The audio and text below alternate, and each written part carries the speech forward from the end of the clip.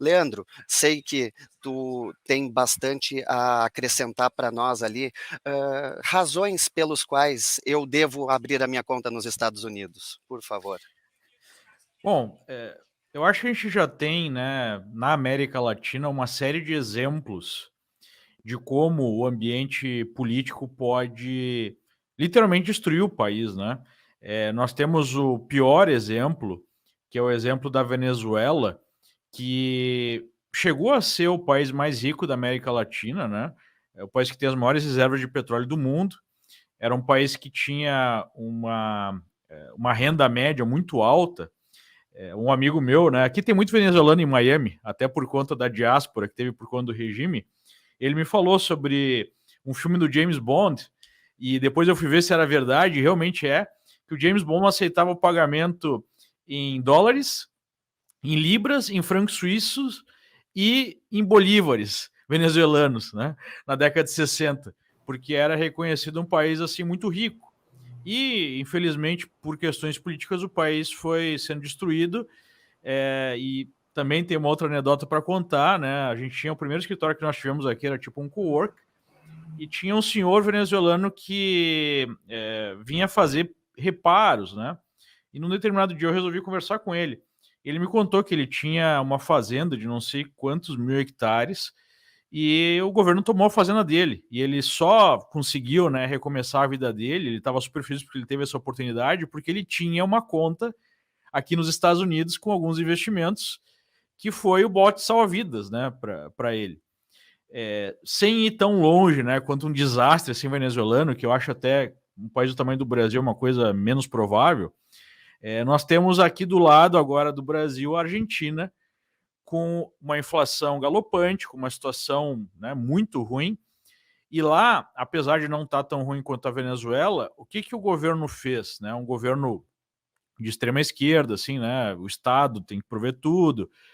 O Estado está quebrado lá também há muito tempo. O mesmo problema do Brasil em relação a gastos fiscais exacerbados, não tem equilíbrio fiscal, é um problema assim crônico, como a Jenny falou. A primeira coisa que o governo fez, esse último governo, foi proibir basicamente a saída de recursos do país. Então você não consegue, sendo um argentino, investir fora. Cada argentino pode comprar no máximo $200 por mês, né? Oficialmente. Claro que tem um mercado negro grande e tudo mais, mas você não consegue investir fora do país. E no Brasil a gente tem um mecanismo que ele é muito perigoso, né?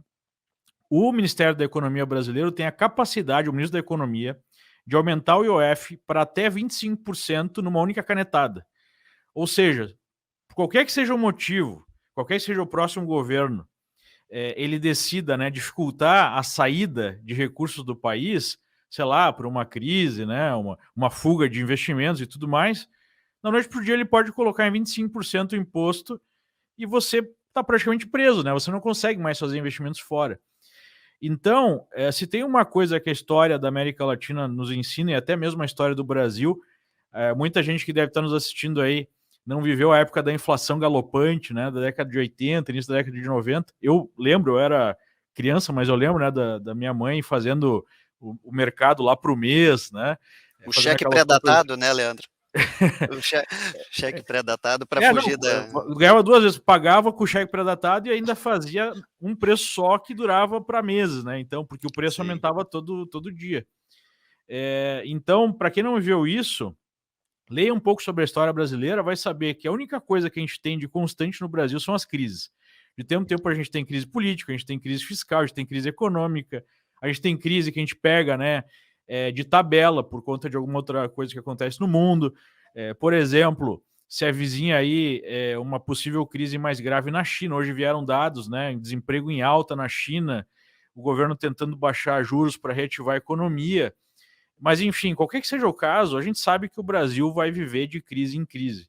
E aí a única forma de você ter aí um hedge, né, ter uma proteção, é você ter uma parte do seu patrimônio alocado na moeda que é a moeda de reserva global, né? Muita gente fala, porque o dólar, porque os Estados Unidos está em decadência e tudo mais, mas não há ainda, de fato, nenhum rival para a moeda norte-americana, né? O maior rival seria o euro.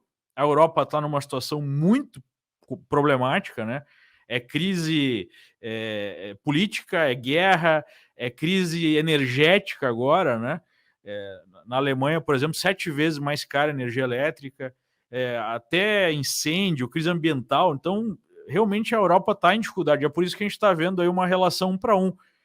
Então, muito se fala sobre a queda do dólar, mas qual é que é a alternativa? Não tem, né? Na verdade, por mais que se falou, o dólar se valorizou em relação a uma cesta de moedas, se valorizou nos últimos anos aí 20 e poucos por cento, né? Ficou muito mais forte aí que outras moedas. Então, é natural você ter uma reserva, seja para proteger o seu patrimônio, seja para você buscar oportunidades, né? A nova economia, ela está sendo construída por empresas como Microsoft, como Apple, né, como Google.